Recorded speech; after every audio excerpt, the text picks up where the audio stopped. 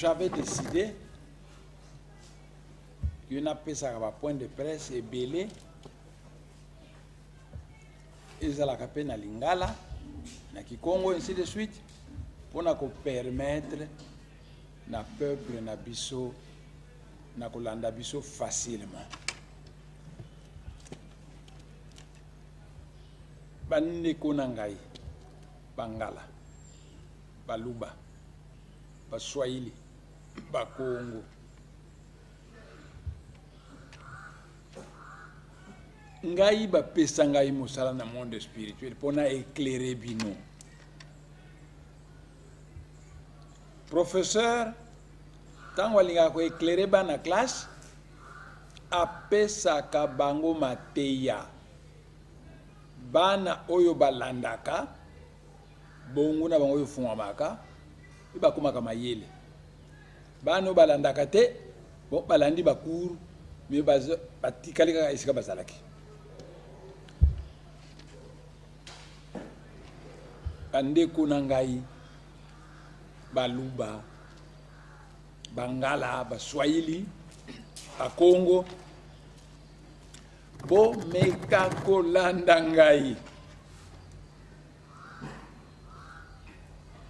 bo yebite, makamazale ko préparer na monde spirituel pona bino, me batindeli bino mutu a former bino.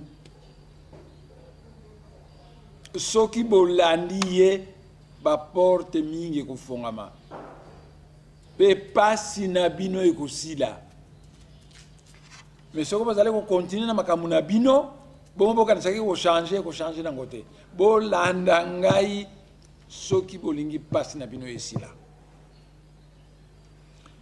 nalingi ko pousser bino boyeba ko réfléchir. Parce que vous avez réfléchir et pourtant Nzambe a pesa bino bongo mais vous réfléchissez à côté.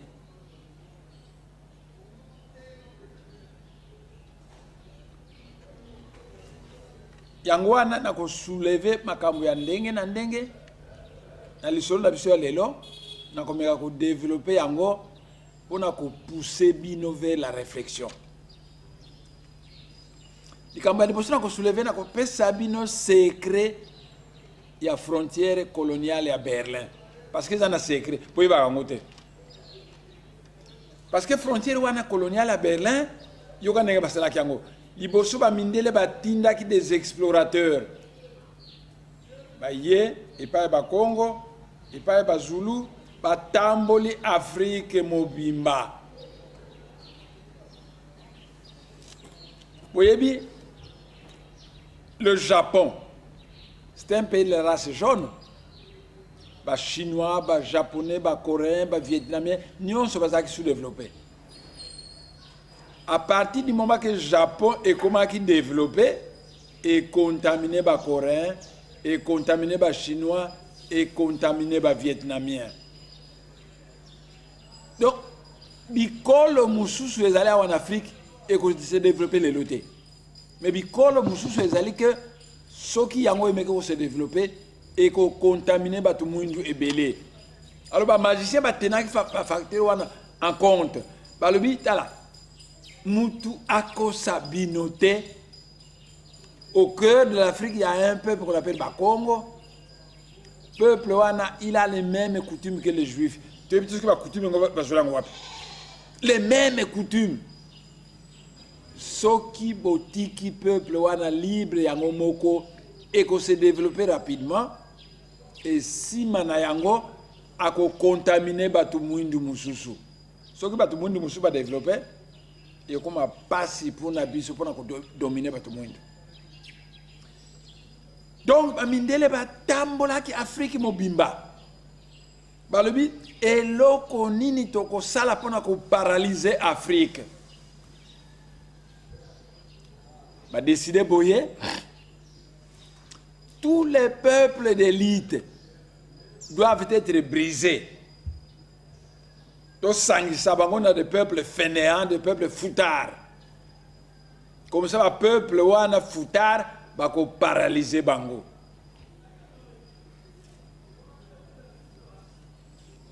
Et bakamati par exemple Bakongo. Bakongo ya Angola, na Bakongo ya RDC, na ya Congo Brazzaville, na ya Gabon, bazali peuple moko. Bakaboli bango.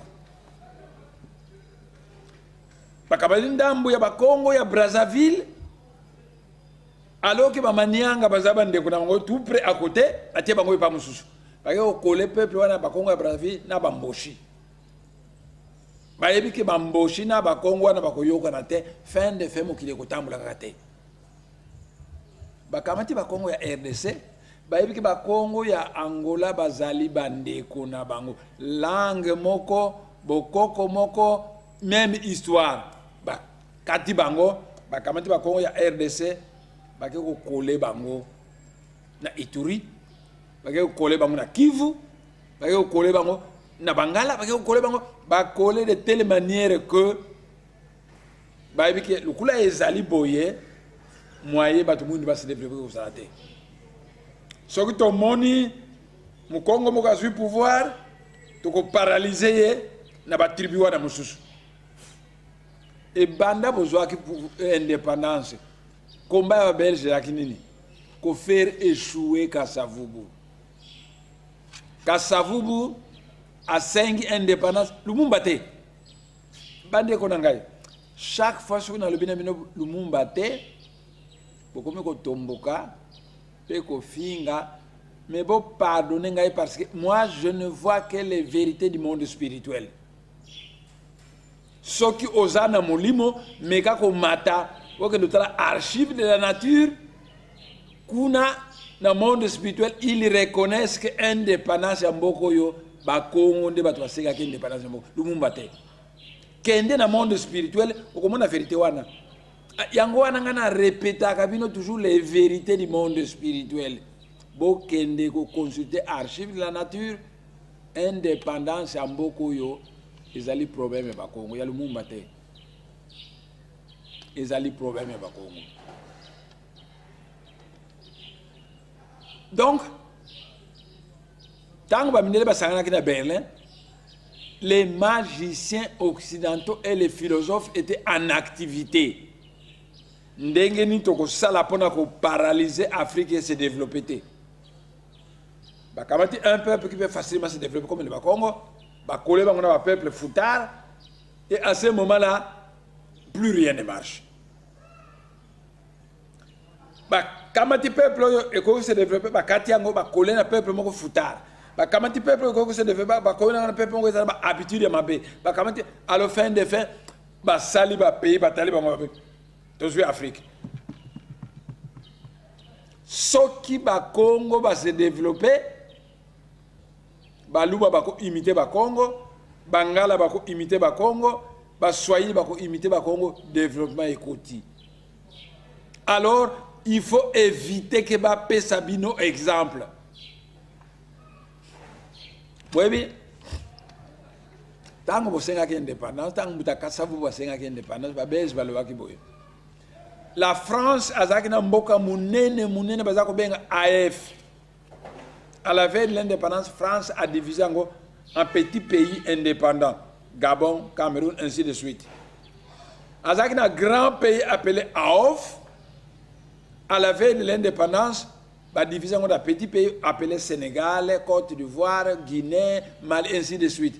Belgique a dit ngai na ko sala yango te.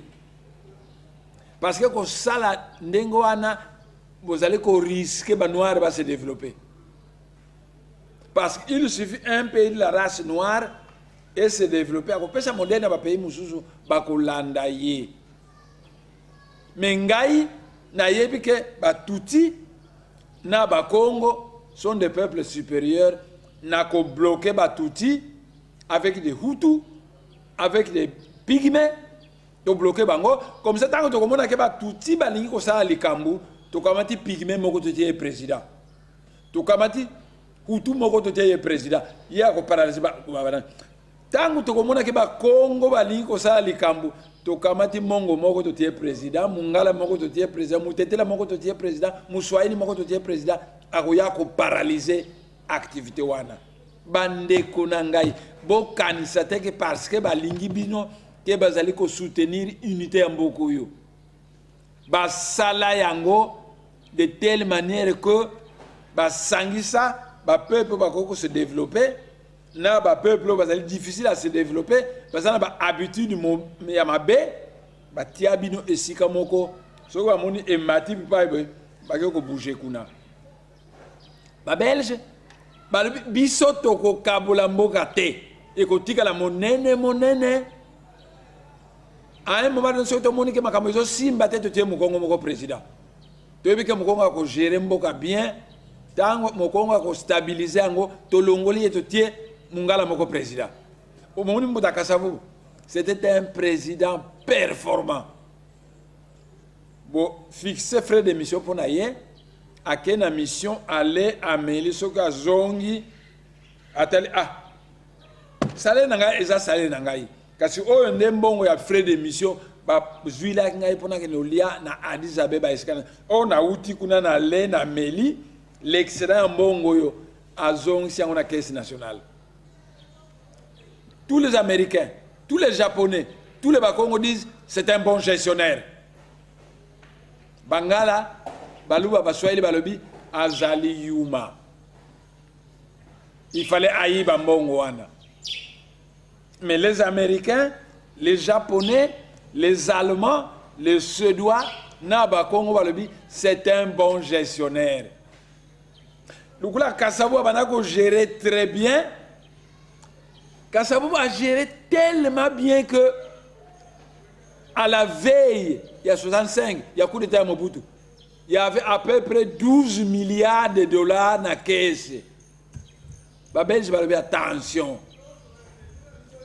D'ici peu ce qui rébellion et si les Mbongo sont tellement trop dans la caisse na bangoana que bakoya ko défaper Mbongo du sous et pas na bisoté. Kasavubu a utilisé Mbongo wana pour développer Mboka.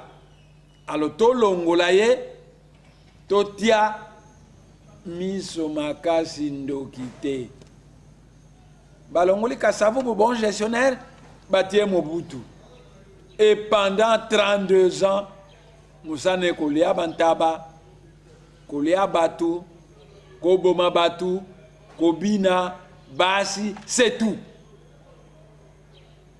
On dit bozaki na président moko performant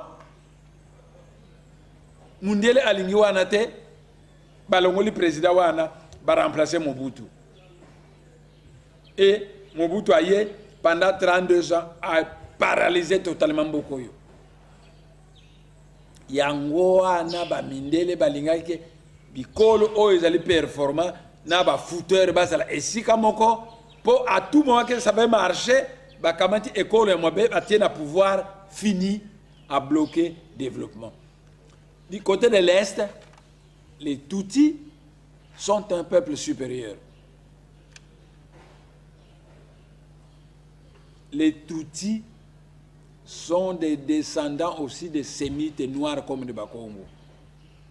Bakongo ya kala, bazaki minene midai kula Batuti. Kaka tango bobandi ko bala na ba pigme, bo mélanger makila ke boko na taille moyenne. Bakongo ya kala bazaki kula Batuti. Alors, kuna na S8 babanda ko surveiller Batuti de telle manière que ba déclencher développement. Soki ba bandi yango bakamati Hutu moko batena pouvoir. Hutu wana tango ko ya abomi Batuti, abomi a paralyser mboka eza par terre. Au Congo belge, ba moni ke Kasavubu mbongo ekomi mingi na caisse. Tango ba rébellion ekosi là, il va relancer l'économie te. Ba kamati ye batie Mobutu aye kolia mbongo nyonso wana a déranger Mobutu a sakani na mbongo ti tokomi na 70 mbongo Kasavubu atikaki esili balobi na ye nationaliser azairianiser économie ekwei na mabele. Donc yango wana lelo na lingi na expliquer bino secret ya frontière coloniale à Berlin. Bamindele bakene ko sanga na Berlin balobi ndenge nini tokosala pona ko paralyser Afrique. Bango moko ba mindele balobi totinda ki ba explorateur na biso ba magicien ba religieux ba tambole ba renseignement nyonso tozwi ezali koloba ke na Afrique il y a certains peuples d'élite qu'il faut bloquer. Sinon, ce sont ces peuples qui vont commencer le développement et puis ils vont être copiés par les autres. Quel peuple Congo par exemple? Alors, on a Berlin a décidé que bon, Congo bango. Mboka na bango yango to kabolango en trois. To kamati ndambo to tiki na Angola to coller ba tribu mususu. To kamati ndambo to tiena Congo Brazzaville to coller pe ba tribu mususu ba Mboshi. Na katikati to kamati ndambo ba Congo to coller pe ba tribu mususu oyo ko paralyser développement. Alors tango basali yango nyonso babi tozwi pays ya liboso Congo belge yango yo babi na Afrique de l'Ouest tolingi pe ezala boye oyo tokamata totia ndambo awa ndambo kuna ba créer pays mususu et petit à petit ils ont créé tous les pays coloniaux d'Afrique. Bande kunangai les frontières coloniales bango moko ba mindele ba conteste toke ezaki bozo bien ba sepeli petit à petit ba mindele pe ba bande ko contester ngo yaka ba mindele malamu pe bazalaka ba mindele malamu ba bandi ko contester ba frontière wana babi ndenge to sali ba frontière wana eza yango te na Brazzaville tuzana ba Congo na Kinshasa ba Congo bazali oleto sangisa bazala mboka moko to kamati ba Congo ya Brazzaville ko kona ba Mboshi eza malamu te. Alors ba mindele ya malamu ba banda ko contester ba frontière coloniale de telle manière que dans tous les pays du monde pour le moment tout le monde reconnaît que les frontières de la conférence de Berlin eza malamu te. Ce sont ces frontières qui sont venues paralyser le développement de l'Afrique. Bomoni 50 ans d'indépendance, trouble nuance et reculer, faire reculer beaucoup et utaka dans l'écolo, et pas à Swahili. Congo va économiser mbongo et belé, mbongo économiser belé, non, bino ba Congo tika na de développement na bino to reconstruire est. Mbongo nuance patina est na est. Tant que ba que elingo se stabiliser muke, trouve musuna est. Bino ba Congo botika na développement na bino mbongo na bino wana bopesa ngonano to reconstruire boso est ça fait 50 ans toujours reconstruire l'est avec mbongo ya ba Congo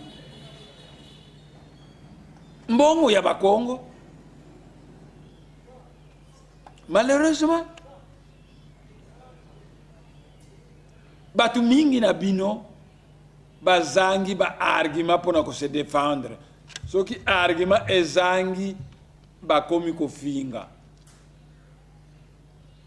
Azo finga ne mwanda semi oza tribaliste yo ozali non, les injures sont les armes des peuples faibles. Bakomi ko finga webi banda ba belge bayawa mbongo boni ekota na poro ya Matadi na poro ya Banana eza epa na biso ba Congo mbongo nyonso wana basali yango pona construire le nord kasi baluba bana mike ba yebi vérité te biso batolesa kabino na biso lokuta na bino ba Congo balingi divorce na bino. Alors on dit ma divorce ce que vous allez m'obali. Moi si alingi yo le société ozo kangamana ye biso to lingi divorce. A ce que yo zaka mobali ndima divorce. Te comme ça to kotala il paraît besoin de te vivre na richesse na bino to di divorcer. Comme ça boki na richesse na bino total ce que biso to kufa na nzala. Mais biso to yebi yango que yo ozalaka Mario okima Kasai oya kofanda na Bakongo mboka na yo okima oya kofanda epai na biso ozalaka Mario okimi mokili Nzambe apesa yo oye kofanda epai Bakongo botala Kinshasa etondi na batu nyonso bauti likolo bazo kimaka epai na bango koya epai Bakongo. Et puis ce que balakisi bango vérité oyo ko développer bango baza sous d'accord te bakomi ko finga bande ko nangai na conférence elekaki na loba que ville de Kinshasa est construite à côté d'un grand fleuve mai ezo sopanango pamba bakinwa bazangi mai gestion ni wana mokili gestion ya mboka oyo ya baswahili mai yango yo na ebalezo sopana pamba bakinwa bazangi mai courant eza ebele na inga d'ici on va l'envoyer en Égypte en Afrique du Sud kende na ba Congo n'y a même pas de courant alors biso tango to lobake ndenge wana ko gérer mboka ko servir ba paya pendant que les nations ne sont pas servies za malamu te oza mutu apamba mutu mabe bakomi ko finga yo yango wana biso to lobi lukula biso to lo corriger bino po changer boni ko changer te to divorce kaka na bino ndima divorce soko zali mobali comme ça to kotala lobby nani akoya ko bondela moninga mwasi alingi divorce yope ndima divorce soko zali mobali alors que yo zalaka muluba simple Mario okima na Kasai mboka na yo oye kofanda na Kinshasa oye kofanda na Lufu oye kofanda na Matadi na Boma ba Mario bokima kima ba mboka na bino boya kofanda epa na biso alors biso to limite réveiller bino parce que vous allez tout le monde de biso yango wana tozali koteya bino souci na biso ezali ke tango toko critiquer ba erreur na bino boko corriger yango makambo ekobonga bolingi koyoka te ekomi kofinga ekomi makambo ebele biso tolobi bato oyo bako changer te na ndenge bango bazali bako changer te alors bazo risquer ba continuer ko freiner biso bo ba continuer ko freiner biso te ebongi biso na bango to panzana alors libala esalaka nini soki mwasi na mobali bazali koyokana te libala ekufaka alors il paraît yo lobaka diamant ya ndima divorce kozali mobali ozonga epai na yo okende kolia diamant na yo bongo biso na biso ki biloko nito liaka na bakongo to konye kolia biloko na biso yo kende kolia diamant totala na biso yo soki yo kende kolia diamant mais na yebi ke bakongo pe eza riche pétrole ezali courant inga ezali bibende mais yo ozali koloba ke richesse nde epa na yo kasi zonga te Mario okima mboka na yo oya kofanda na Kisasa oya kofanda Matadi na Boma na Mwanda dans le Bas-Congo. Donc je le répète 3 fois ndima divorce na Bas-Congo soki yo za mobali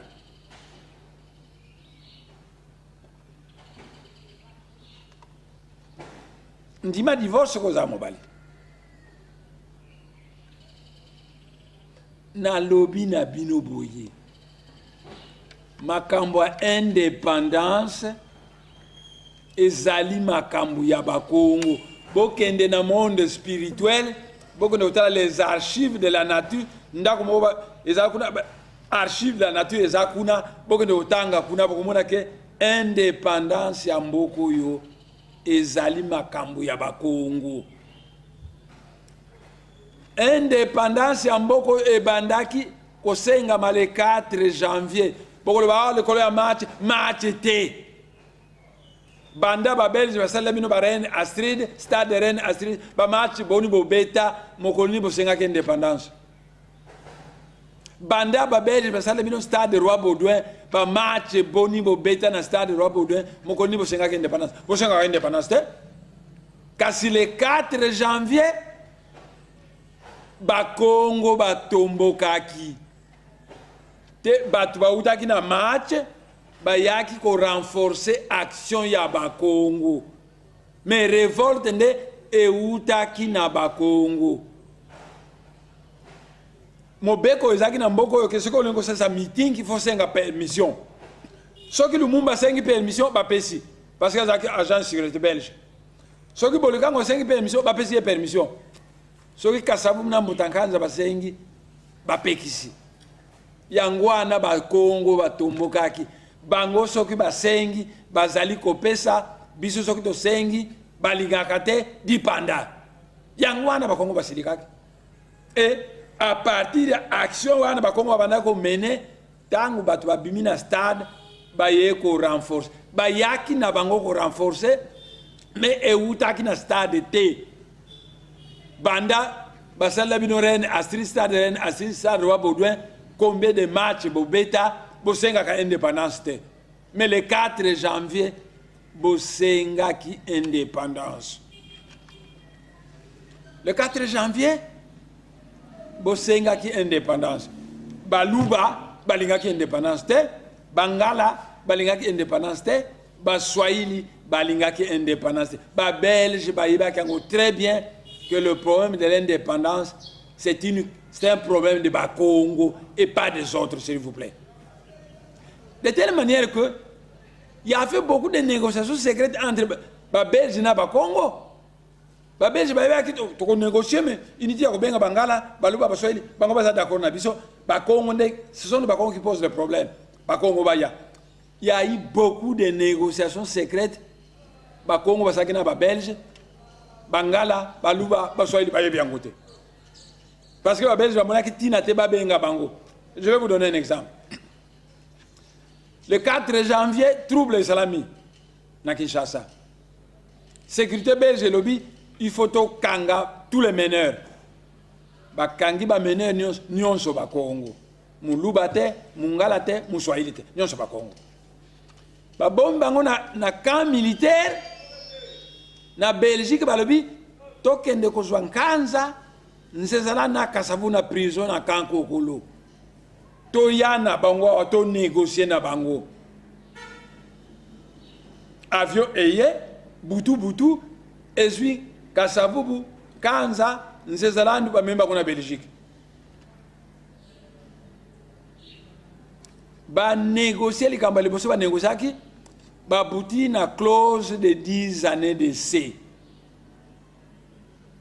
Ba belge balobi tokoti kabino na bangala baluba basali parce que ba bien au secret ba bike soki to tiki bango na bikolo oyo soki ni ko marché to ko niataka ko désordre ko kota donc tokoti kabino esikam toko panza binote bino ba Kongo boko ma libre tete bino non na bangala esikamoko parce que ba yebela ka motina que ko permettre bango ba na freiner mboka oyo ici va bouger et bouger. Et résultat final, développement bakasiango. Alors, balabi toko négocier na bangala te, toko négocier na baluba te, na baswahili te, boke nozwa Kasavubu, Nzezalandu na Kanza. Ba memi bango na Belgique. Bango misatu balobi biso to lingi kaka indépendance ya Congo central. Ba Belgique balobi te. Soki to pesi indépendance ya Congo central et que se développer. Tango que se développe et comme exemple pour na bikolo mususu baluba ba Hollanda bangala ba Hollanda ba Swahili ba Hollanda fin de fait à tout le monde doit se développer te tokotika ba Congo bango mokote il faut to sangisa bango na bato ba na ko bloquer bango discussion ezaki makasi ba Congo ba lingi indépendance Congo central Kasavubu Nzezalandu ba lingi indépendance ba Belge ba jamais mais à la fin des fins ba Belge na Kasavubu na Nzezalandu na Kanza ba yeko yokana. Ah, tu discuter un peu mingi, hein? Voici, on va couper la poire en deux. Bino misatu bondi make, to couper sa bino indépendance et sikamoko na bangala, na baluba, na baswahili. Kasi, soki après 10 ans, bozali koyoka na te, alors roi Baudouin akoya ko panza bino pour Congo central et soit indépendance. Babenga kiango clause de 10 années de C. Les politiciens belges ba signé ba Congo ba signé bangala ba yebi yango te ba Swahili ba yebi yango te ba Luba ba yebi yango te parce que makambo ya indépendance ezaki ya bango te ezaki ya ba Congo. Clause de 10 années d'essai. Kasavubu Nzezalandu na Mbutankanza bazana Belgique. Bazo discuter butu na ba politicien belge. Ba politicien belge ba lobi boye. Tala. Pour na ko gérer mboka, il faut un entraînement. Biso te former ba cadre te ndenge ni to ko pesa bino indépendance sans cadre.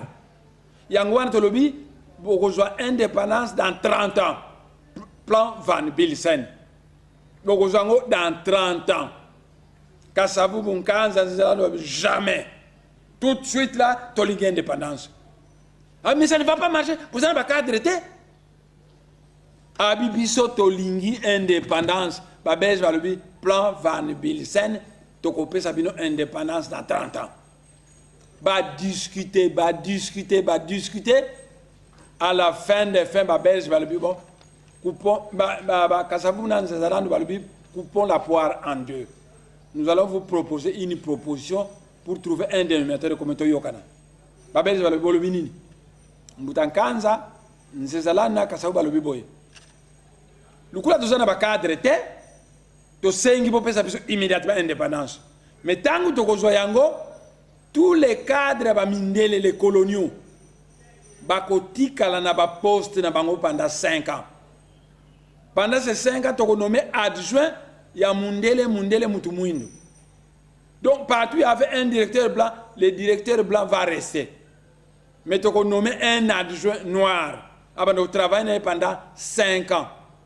Au bout de 5 ans, adjoint wana, à soit titulaire, à soit poste à Mundele wana. Est-ce que tu as yokani? Babé, j'ai dit, ok, tu as yokani ndengwana. Que tu as sa bino indépendance, mais le cadre colonial, ça va belge, va là pendant 5 ans, ils resteront à leur poste, beaucoup associés, adjoint, il y a Batumuindu, après 5 ans, Mutumuindu a comme titulaire.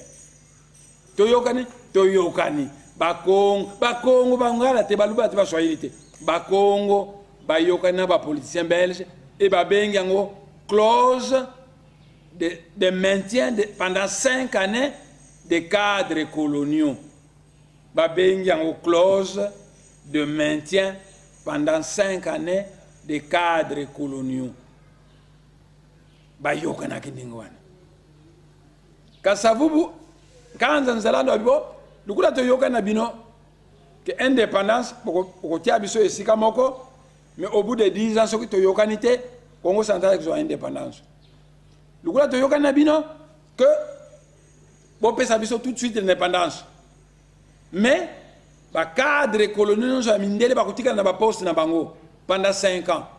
Mais ils ont adjoint à Mutumuindu. Comme ça, Mutumuindu a dit que la Moussala Malembe, ce n'est qu'au bout de 5 ans qu'on pourra remplacer les Blancs. Il y a une clause de maintien pendant 5 années de cadres coloniaux. Bangala Bayebi Angote, Baluba Bayebi Angote, Baswahili Bayebi Angote. Congo na Belge batwaye biango mutakasa balobi lukula toyokani déjà maintenant il faut bossal sabino Belge table ronde awa bobengi biso misatu ba Congo kaka mais Congo Belge ezaka ya ba Congo te baluba bazali bangala bazali baswahili bazali lukula maintenant boyokani na biso bossal sa maintenant table ronde bobengi sa tous les politiciens congolais baya ko discuter awa date ya indépendance. Et Kasavubu Nzezalanda Nkanza bazongi na Congo.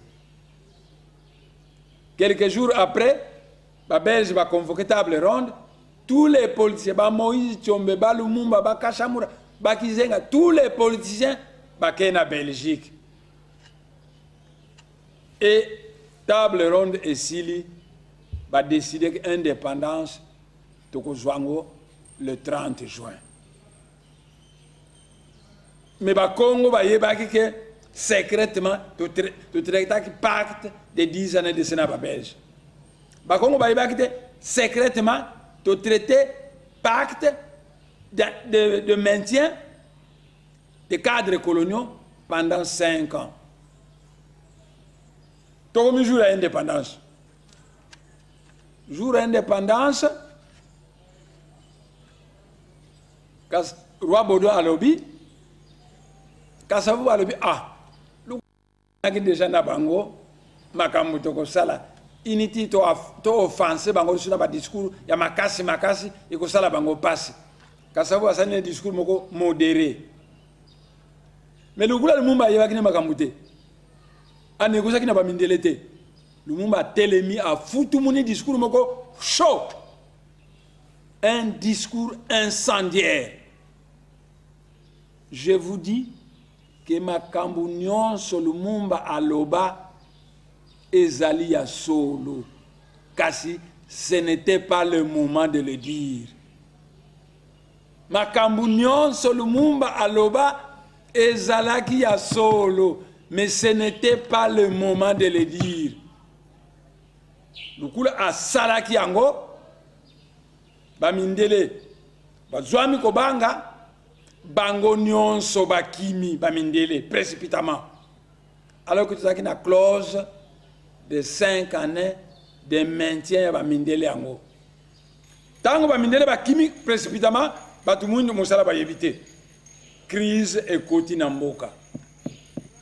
Donc, pas si y a liboso, mutua memango Lumumba, na discours na botonda kamingi, bozali bana mike, boyebi makambo ba Congo ba négocier na ba Belge te, boyebi makambo Kasabo ba négocier na ba et discours incendiaire à Lumumba et kimisi ba mindele précipitamment et mayele bazaki nango botikala ko zwa yango te, bokomi ko souffrir na mboka. Donc, crise ya liboso ya mboko yo responsable nango origine nango Lumumba. Crise ya mibale responsable nango Laurent Kabila. Et kasi Laurent Kabila mutu amemaki ba Rwandete. Il paraît bolingi ba Rwandete. Mais nani amemaki ngo? Laurent Kabila. Ba Rwandais basalaki association moko babengaki AFDEL. Ba Rwandais bato basalaki yango. Tango basili kosala tango bango balobi to sali AFDEL mais tolingi kozwa congolais moko un par avant to kotia liboso comme responsable. Comme ça mokili mwemba ba okanisaki ezali ya ba congolais alors que ezali ya biso. Basali AFDEL bage okamata Laurent Kabila batie liboso. Laurent Kabila hein biso to sali association AFDEL. Soko ndimi yango to kamata militaire rwandais, ougandais, patati patata, bakende ko renverser Mobutu pour batia yon pouvoir. Mais ceux qui ont commis na pouvoir, occupé Sabiso 300 km à l'intérieur des terres du Kivu. Ceux qui ont dit, alors, Togoye Bissau, Makamoto Kosala. Laurent Kabila lui, ça va. Ceux qui vont placer au pouvoir na Kinshasa, à partir du Rwanda, tu peux mesurer 300 km à l'intérieur du Kivu, beaucoup de gens m'appellent Wana. Barwande balobi, ok, ton dimi. Lukula ondimi, tu kamatamena ba paracommando formé à armée rwandaise, tu peux ça yo. Tu kamatambo pona kole sabango. Et bangonde ok na bango tina Kinshasa. Donc, ba militaire nyon sur Laurent Kabila, azalaki kobunda bitumba banda Kivu Tiawa ezaki ba Rwandais. Et tant que Laurent Kabila a commis na RDC a nommé Rwandais moko James Kabarebe chef d'état-major de l'armée na biso. Donc ba Rwandais Laurent Kabila nde ayaki na bango. Tant que Laurent Kabila a commis na Lubumbashi, ba américain, ba belge, ba français, ba anglais, ba allemand, ba kitina Lubumbashi. Laurent Kabila de Lubumbashi à Kinshasa, c'est 2000 km. Donc espace ezanan. Ba sodana yo, il faut balia. Biso to kopesa mbongo. Ba sodana yo, il faut ba soigner baso. Bango, biso to kosombelo bakisi. Pour ko soigner bango. Ainsi de suite, mbongo yango yo soki olingo za mbongo ozwi à condition qu'on dit que biso to investir na jekamine, biso to investir na domaine ba mindele ba kabani ba domaine non pas qu'on négocier.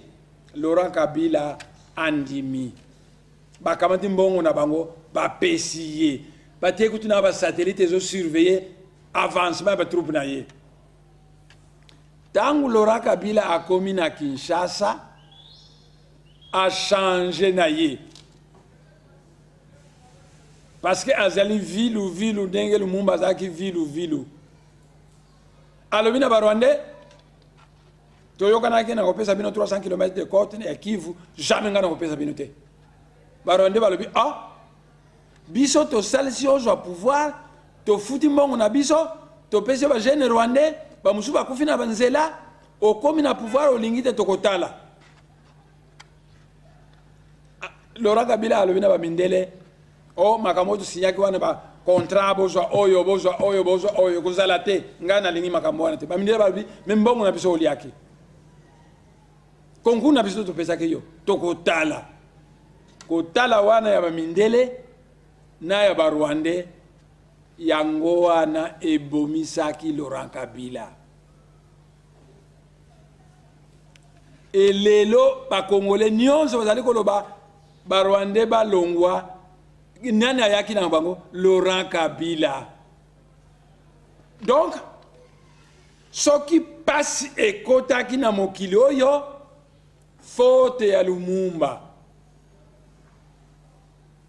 ayebaki te clause de 5 années de maintien de cadres coloniaux ba Congo ba signaki na ba Belge. Asali discours incendiaire et Kimisaki ba Mindele, tout ce qu'il a dit c'était vrai, mais ce n'était pas le moment de le dire. Ba Mindele ba kimi prématurément crise et koti na mboka ezali konyoko la bisoti lelo. Mutu ami bale Laurent Kabila ayoka na makamuna ba Rwandais na ba Mindele na Lubumbashi akomi na pouvoir asali yangote. Et ba Rwandais na ba Mindele bazali ku se venger pour na ko récupérer mbongo na bango et ça fait souffrir le peuple congolais.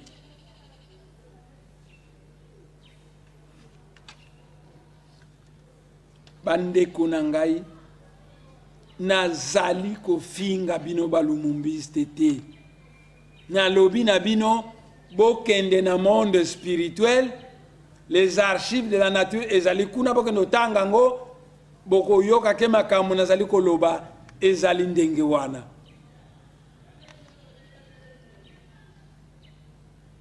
Boyebi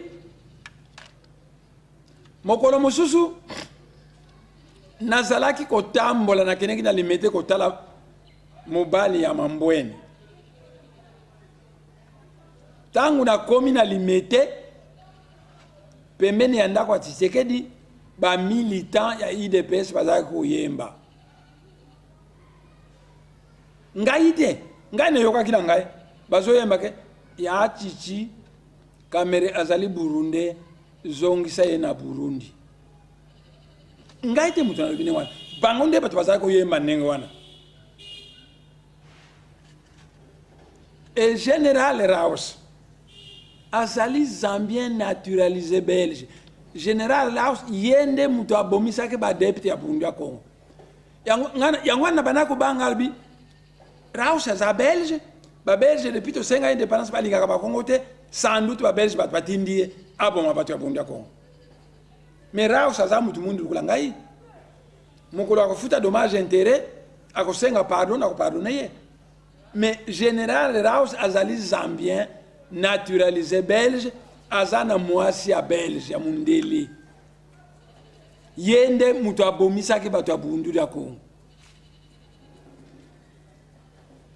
Général Mustafa mais aza congolais te azali ougandais azaki na Mwanda na base ya Mwanda.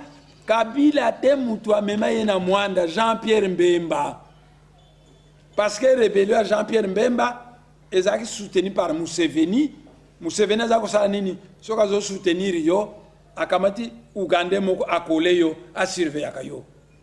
Donc Museveni nde mutu kolaki Jean-Pierre Mbemba Général Mustafa pour surveiller ye.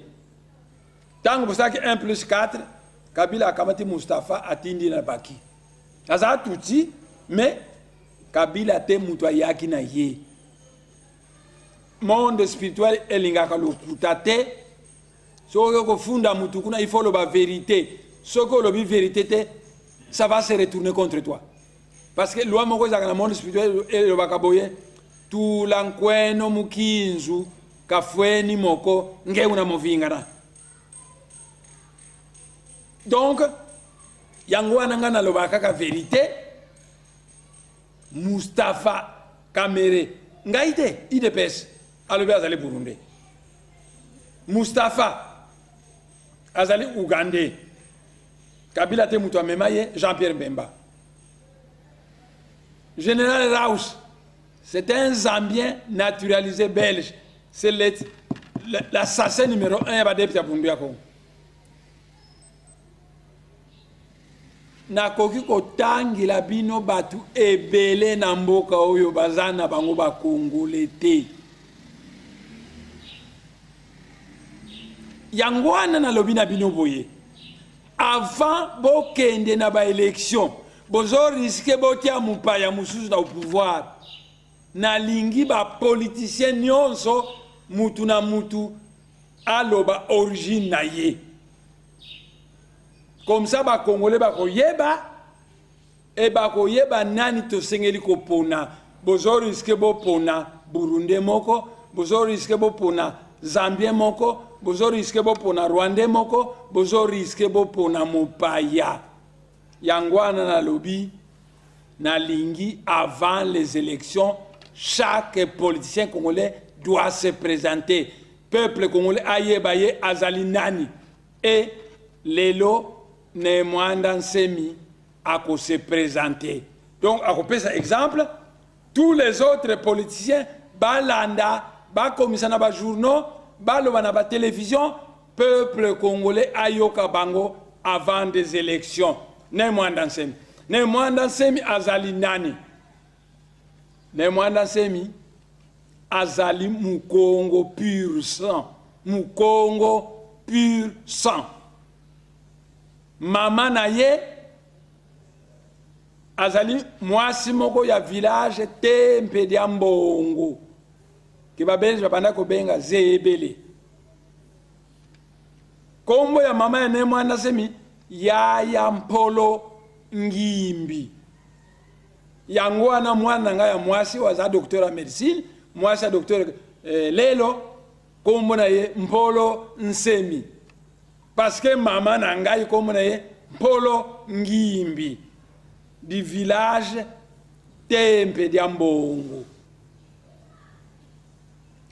Ne mwanda Nsemi tata na ye kombo na ye Nsemi Thomas du village, de l'ancien village Kindulu et Koma Kinkanga. Et né Mwanda Nsemi azali neveu du grand guerrier Milandu Miambumba. Bokende na Mongolo wala na Manianga. Guerrier moko azali kuna komona Milandu Miambumba du village Tempe dia Mbongo. Azali Noko Nangai. Ne Mwanda Nsemi azali neveu du grand guerrier Milandu Miambumba. Ce qui veut dire que c'est américain. Bazo benga na Boston, Milandu Victor azali neveu à Ne Mwanda Nsemi. Congolais moko ya Brazzaville azwaki nationalité ya américaine. Comme Milandu Victor. Parce que Noko Nanga Milandu Miambumba tangu na bota maka tangu bagene ko bomanga na Congo Brazzaville abala ka mwasi moko na Congo Brazzaville. Noko azaki na basi misato. La troisième femme c'est une femme du Congo Brazzaville. Ya uta ko bota bana kuna baba nsimba kuna aboti bango banzuzi baboti bango aboti mwana mwasi moko abotaki mwana mobali kombo na ye Milandu Victor azwa nationalité américaine azana Boston. C'est mon neveu.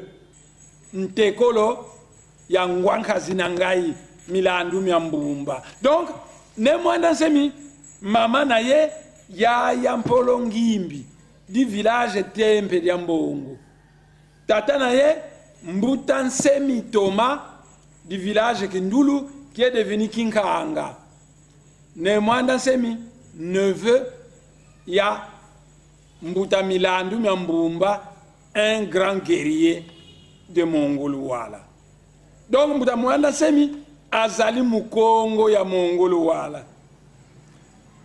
Et Mongoluwala, ezali secteur ya Manyanga. Et Manyanga, Luozi, ezali territoire, il y a district de Cataracte. Et district de Cataracte, ezali na province du Congo central. Et Congo central, ezali na RDC. Bon, Monique Nemwanda Semi, azali pur Congolais. Mama na ye, ya Mpolongimbi, bakunda mama nangana nsuku mpemba, une plaine à côté de notre village. Mama na ye, ya Mpolongimbi, tata na ye, Mbuta Nsemi Thomas, de Mongoluwala, de Luozi, Luozi ezana Cataracte, Cataracte ezana Congo central, Congo central ezana RDC. Nalingi, chaque politicien a se présenter ndengwana.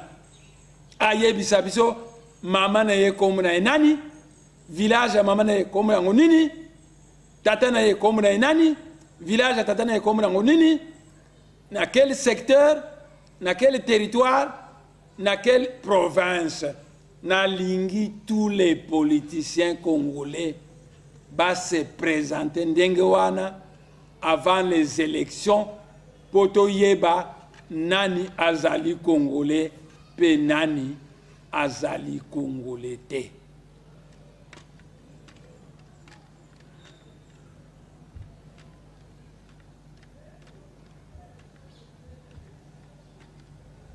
Voilà bandeko na ngai. Kozeri na biso ya lelo esili nango.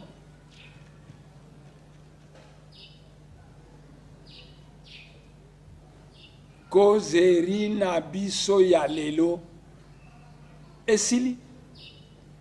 Mais je le répète, toute personne qui veut contester, au lieu de balancer des injures, c'est l'arme des faibles. A que de vérifier dans le monde spirituel, dans l'archive de la nature. Vérité, on a inscrit dans le monde spirituel. Beaucoup de vérifier, au lieu de se verser dans l'injure, l'arme des faibles. Biso tozali ko dénigrer, ma benabino, bobo se corriger. Ce que se corriger, ma kamosili nango. Ce que se corriger, bisopet, tu risques de se séparer de bisou na binote. Toko tika la isika moko. Parce que moko ezaki toko mingi. Kasi, to lingi bo se corriger. Mais lukula bo lingi te, ba corriger bino. Yangwana biso tolobi, bato yo lukula ba lingi te ba corriger bango. Autant to tika bango na RDC na bango. Biso to longwana biso. Toko tala nani alesa kamuninga. Tokotala nani akimaka epai bakoko na ye ayaka na mboka ya bakongo na Kinshasa na Matadi na Boma na Mwanda. Tokotala nani azali Mario yangwana na lobi soki ozali mobali ndima divorce bakongo balingi ba divorcer na tribu na yo. Soki ozali mobali ndima divorce. Sinon na yebisi bino que indépendance ya mboko yo ezali bakongo batu basenga kiango boko ne otanga na archive de la nature c'est écrit Lumumba te bakongo batu basenga ki indépendance match ezaki le 4 janvier te kala babelge basala bino stade Reine Astrid stade Roi Baudouin babeta ka ba match ebele basenga ka indépendance te kasi le 4 janvier Bakongo balinga ko sala reno imika babelge bapekisaki yango na bakongo batomboka balbi soki Lumumba sengi bo permettre bolikango sengi bo permettre soki biso bolingo permettre te dipanda yango na bakongo basenga dipanda bakongo basengi dipanda magasin ebandi ko zika mobulu ekoti na mboka tangu batu babimi na stade baye ko renforcer mobulu wana nde e bandeli ya makambo ba belge balobi tous les meneurs ya ba événement wana faut bakanga bango e bakanga ki 24 personnes nyonso ba Congo mungala azalaki te muluba azalaki te muswahili azalaki te nyonso ba Congo donc Mbutankanza Mbutanzizalandu Mwanda Vital Bikebi Raymond Madudu ebele 24 nyonso ba Congo na yebisi bino ke ba belge ba yebaki yango très bien que bangala baluba ba swahili bazalité na makambo indépendance ezali makambo ya ba Congo. S'il faut donc négocier, c'est avec des Bakongo qu'il faut négocier. Yango ana bayako Mbuta Kasavubu Nzezalandu na Nkanza secrètement na Kankokolo ba memi bango na Belgique bakende ko négocier. Ba Belge balobi tokoti kabino esika moko na bangala baloba ba Swahili parce que ba Belge ba bike bikolo wana des zones na bango ici va manipuler bango mobulu yokota na Congo Congo tambola te. Donc ba Belge ba yoke tokoti ka bango esika moko to bloka bango ndenge wana to bloka ba Congo yo. Ba Mbutankanza na Kasavu ba boyi ba sengi kaka indépendance ya Congo central. Moko ya suka ba Congo na ba Belge ba yokani ba écoutez to discuter pe mingi to zako yokana te ba Belge ba lobi voici proposition na biso. Tokoti kabino esika moko na bikolo ya likolo. Kasi après 10 années de ce ce que vous allez koyokana te roi Baudouin akoya ko séparer bino pour Congo central et son indépendance. Est-ce que bondimi Kasavu Bunkanza zala babi tondimi ça va boti kabiso esika moko après 10 ans ce que simbite roi Baudouin a ko proclamer indépendance Congo central. Voilà clause de C de 10 années. Baluba bayebi angote bangala bayebi angote baswai bayebi parce que makama indépendance zaki ya bangote zaki ba Congo. Clause musuba décider ba belge balobi biso to ningo pesa bino indépendance. Kasi to formé ba cadre te. Yango to lobi to coloniser bino sur 30 ans. Plan Van Bilsen. Comme ça to formé ba cadre au bout de 30 ans to pesa bino indépendance. Kasavu bunzezalandu kanza balobi to boyi to lingi kaka tout de suite l'indépendance. Ba belge ba lingi te. Kasavu bunanzezalandu abi bino ba belge. Biso to lobby, bo séparer biso bino bo lobby bo tika biso, mais bo trouver compromis. To yokani ke bo tika biso esika moko, mais ce que to yokani te dans 10 ans bo séparer biso, biso to ndimi, biso to na proposition to ningo sala bino. Ba belge ba lobby, bo lo ba proposition nini. Kasavu ba lobby, lukula to zana ba cadre te. Proposition na biso ya royo. Bo pesa biso indépendance tout de suite. Kasi ba cadre non sa ba belge, les cadres coloniaux bakotika na ba place na bango pendant 5 ans. Et pendant ce temps to ko nommé adjoint moko ya mutu mwindu. Comme ça akoye ko la mosala et pas ya belge.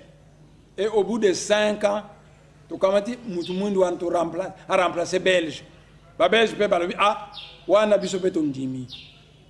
Que to pe sabino indépendance tout de suite mais ba cadre coloniaux bakotika la pendant 5 ans. Kasavu alobi pomoni toya wankanza nsezalandu na ngai biso so ba Congo. Mais Congo belge ezaka ya ba Congo te. Bangala bazali baluba bazali ba Swahili bazali batu bazali ebele. Bino ba belge menabo sa table ronde boko invité ba politiciens congolais nyonso sans distinction. Ba Mbuta Kasavu bazongi na mona Congo. Et Belgique a convoqué table ronde. Na table ronde yango Lumumba azalaki te parce que azalaki na prison. Kasavu alobi na ko assister te ce que Lumumba yeko assister. Ngana lobaki na bino bo bengisa ba policiers congolais nyonso. Yepé azali policiers congolais, il faut assister. Et les Belges étaient obligés de s'incliner. Lumumba pe yeko assister. Et na table ronde wana ba décider que indépendance ezali le 30 juin. Nzembo o bayembaka indépendant chacha tubakidi tomankanza mukongo mutakompuza kyangu Et maintenant, difficulté est qui difficulté est que les Belges vont négocier dans le Congo. Le Congo va avoir une clause de 10 ans. Le Congo va avoir une clause de maintien des cadres coloniaux. Quand le monde va bien côté. Donc, comme je dis l'indépendance, roi Baudouin a lobby. Kasavubu a lobby. Kasavubu, tu sais, on déjà.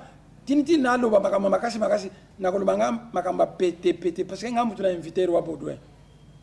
Tangu Kasavubu asili Lumumba a sali discours incendiaire. Et tout ce que Lumumba a dit c'était vrai, mais ce n'était pas le moment de le dire. A sali ango bamindele les cadres coloniaux bakimi précipitamment na Congo belge bazongi na poto. Et pasi à liboso et continue mboka. Nana lukaki ango Lumumba. Pasi à mibale Laurent Kabila azwaki armée rwandaise parce que les Rwandais batwasaki afdel bango batwaya ko placer na pouvoir amemi ba Rwandais na mboka. Donc batumi balé ba memi pasi na mboko yo Lumumba na Laurent Kabila. Et batu nyonso wana mibale bo salela bango bikeko na Kinshasa, capitale du Congo central. Et keko ya Lumumba na ekeko ya Kabila. Mbuta Kimbangu wasala 30 ans de prison à Lubumbashi, basali la kaye ekeko kunate. Pourquoi biso to sala ekeko ya Laurent Kabila awa? Batete la bangunza ebele bazaki na katako comme na prison. Batete la basala ka bikeko ya Mbuta Kimbangu te na bangunza mususu. Pourquoi biso to sala ekeko ya Lumumba? Pourquoi stade Lumumba na lobi na bino boye? Soki batete la basali bikeko ya bakongo pesuku ba ya vita kimba bambianda ngunga basali bango biso pe toko bomba ekeko ya Lumumba awa. Mais soki batete la epana bango basali ekeko moko ya mukongo te biso pe ekeko ya Lumumba toko loba na bango boya ko swa ekeko na bino. Soki na Lubumbashi bakatange basali bikeko musu ya bakongo ya vita kimba ya Mbuta Kimbangu ya Nembianda ngunga biso pe tokobomba ekeko ya Laurent Kabila. Soki basali yango te tokoloba bakatange tolingi réciprocité boya kozwa ekeko na bino ya Laurent Kabila. Voilà. Conférence nanga esili. Yo spécialiste ya kofinga ngai na internet. Ozaka na poto. Signer divorce na Bakongo soko zali mobali Mario ya Pamba. Voilà, conférence na biso.